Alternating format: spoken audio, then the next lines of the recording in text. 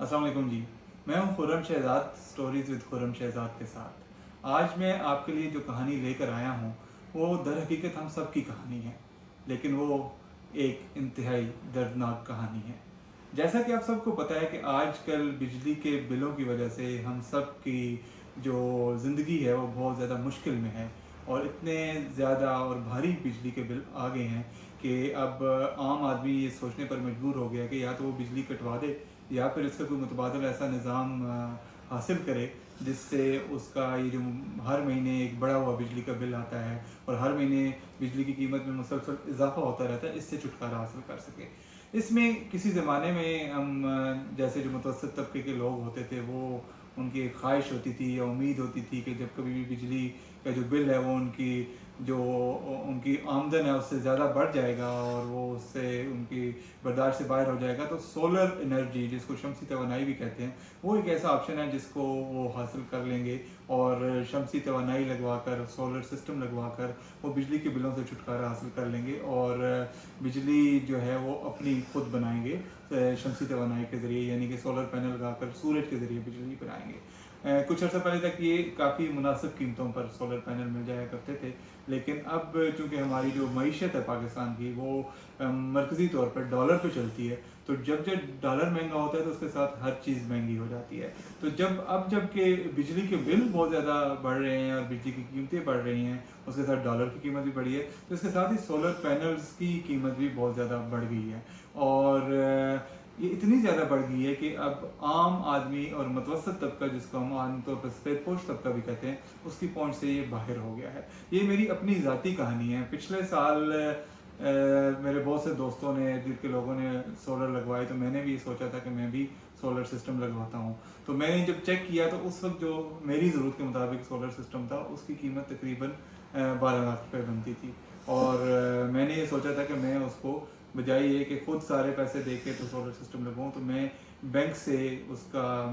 जो है Islamic financing करवा के, और जो जो इस्लामी तौर पे जो बैंक्स काम कर रहे होते हैं, मैंने मीज़ान बैंक से चेक किया था कि उनसे मैं वो फाइनेंसिंग करवा के ये कर्जा लेके तो सोलर सिस्टम लगवा लेता हूँ। लेकिन उस वक्त जब मैंने चेक किया तो वो मुझे बताया गया कि उनका जो बजट था मीज़ान बैंक का सोलर सिस्टम लगाने के लिए, जो उनके बैंक ने एक बजट मुख्तस किया हुआ था, वो ख़त्म हो गया था, और अब वो अगले माली साल में नया बजट आएगा और उस पर जो है वो फिर लोगों को कर्जे देंगे जिस पे सोलर सिस्टम लगवाया जा सकेगा। तो फिर खैर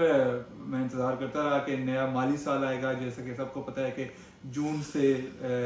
जुलाई से शुरू होता है, 1 जुलाई से पाकिस्तान का माली साल, और वो अगले साल जून तक जाता है। तो फिर इस तरह हर माली साल में नए बजट आता है और उस पर फिर जो है वो सारे अखराजात तय होते हैं और सारे अखराजात किए जाते हैं। तो मैं इंतज़ार करता रहा कि अगले माली साल में मैं फिर मीज़ान बैंक से रब्ता करूँगा तो फिर मैं सोलर सिस्टम लगाऊंगा। अब जबकि बिजली की कीमतें बहुत ज़्यादा बढ़ गई तो मैंने दोबारा सोचा कि चलो नया माली साल भी आ गया है तो बैंक से रब्ता करते हैं, तो सोलर सिस्टम का कुछ करते हैं। तो पहले इस सिलसिले में मैंने सोलर कंपनी से रब्ता किया,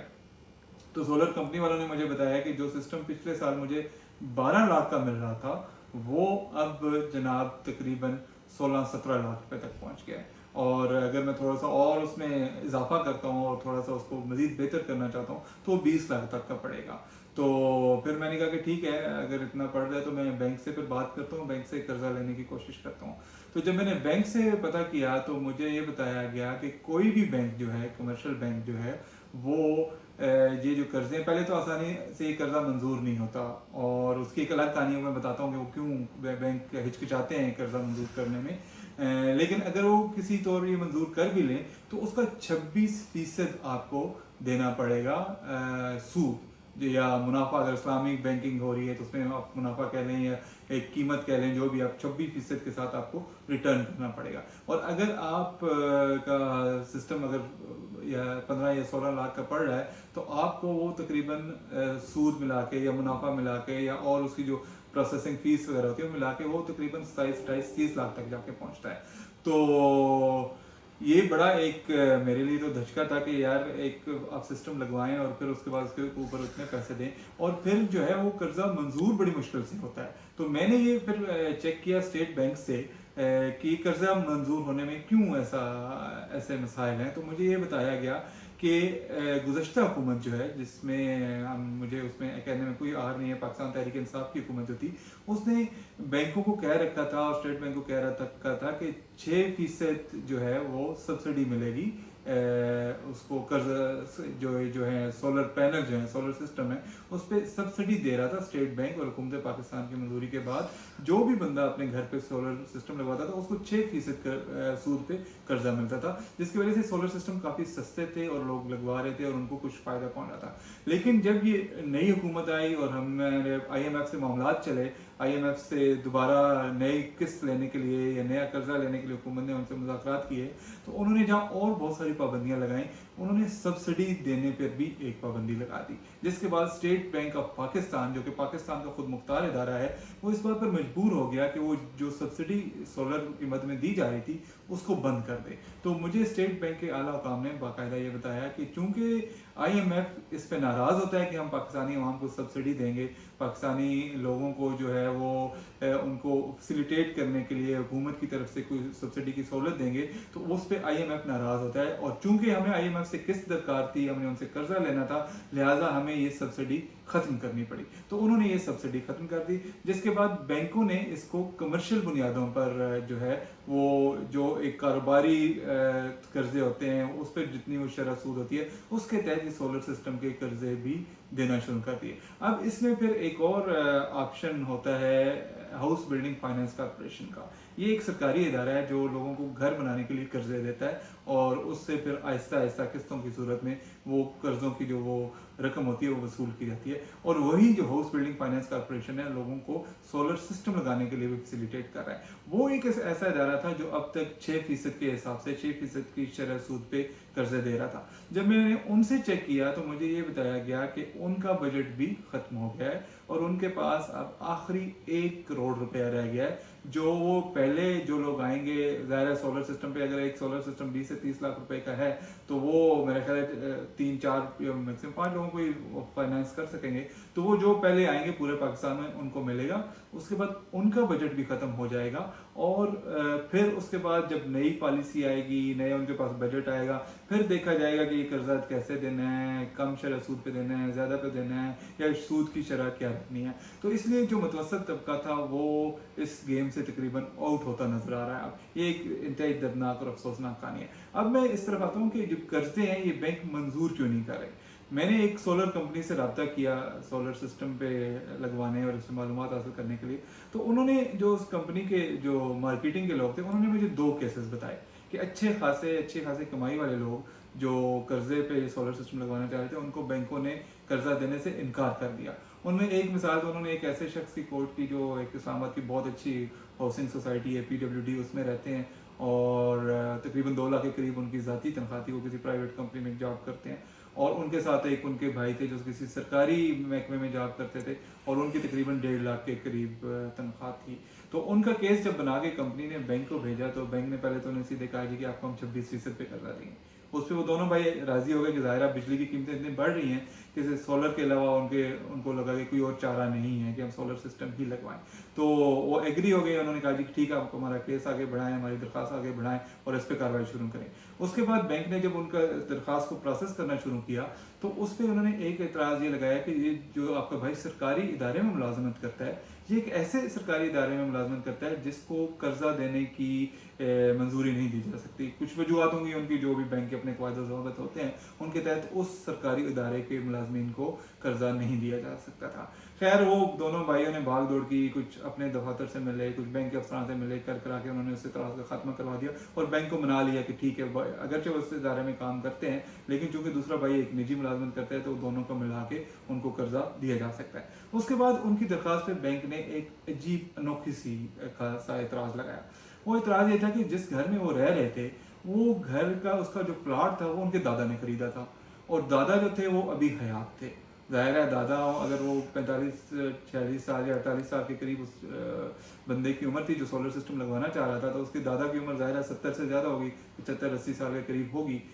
یا کم از کم 70 سال سے زیادہ ہوگی۔ تو ظاہر ہے وہ ایک ریٹائرڈ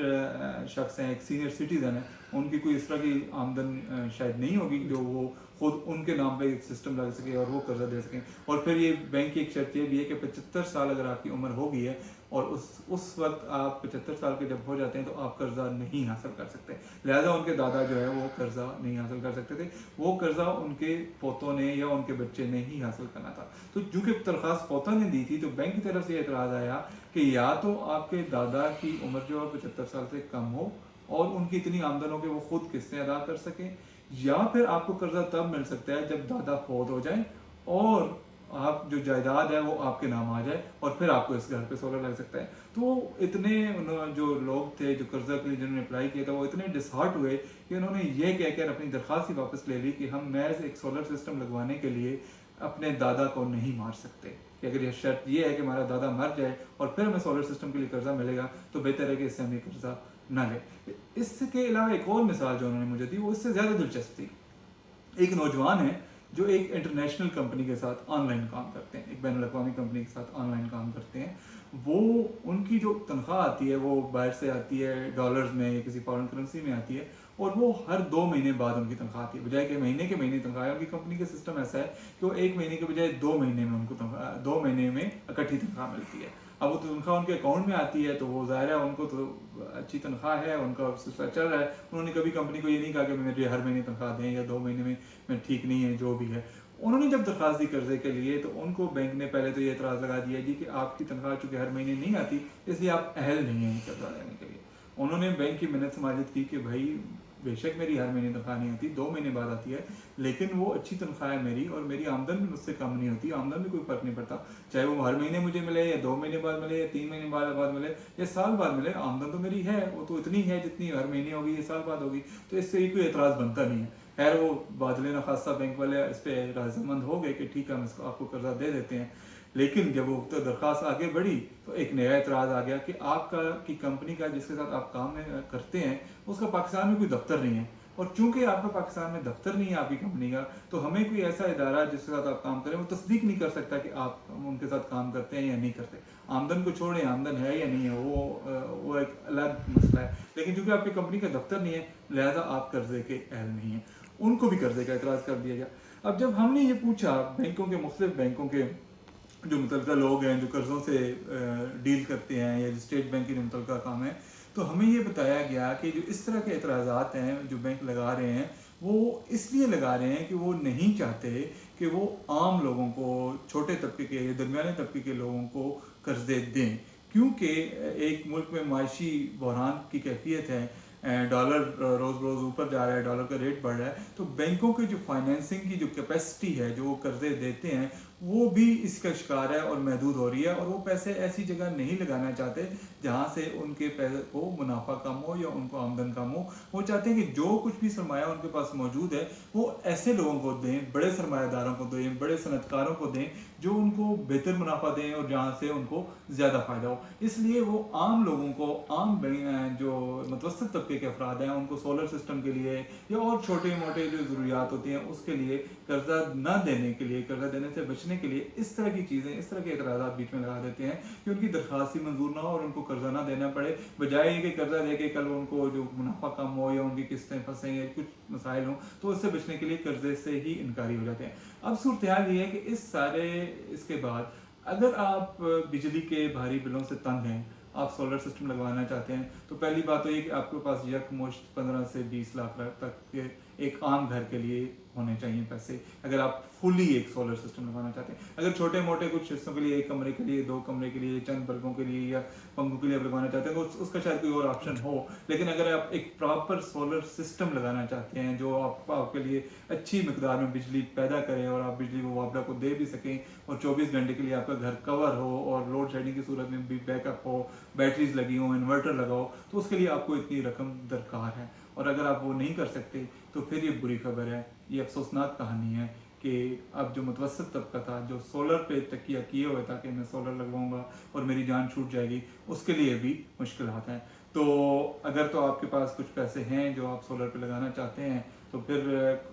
आने वाले दिनों में हालात मज़ीद ख़राब हो सकते हैं। तो बेहतर यही है कि अगर आपने सोलर पे जाना है तो अभी कुछ करके सोलर सिस्टम लगवा लें, या फिर ये इसको की बजाय किसी और मुतबादल ज़रिए के बारे में गौर करें, क्योंकि अब सोलर भी जो है आम आदमी, मुतवसत आदमी की पहुंच से दूर जा रहा है। अपना ख्याल रखिए, क्योंकि सिर्फ आप ही अपना ख्याल रख सकते हैं। बज़ाहिर ही लगता है कि अब कोई और आपका ख्याल नहीं रखेगा, अब कोई सियासी जमात, कोई और हुकूमत बज़ाहिर ही लगता है कि पाकिस्तान के आम लोगों का ख्याल रखने नहीं जा रही। इसलिए हम सब ने मिलजुल कर अपना और एक दूसरे का ख्याल रखना है। बहुत शुक्रिया।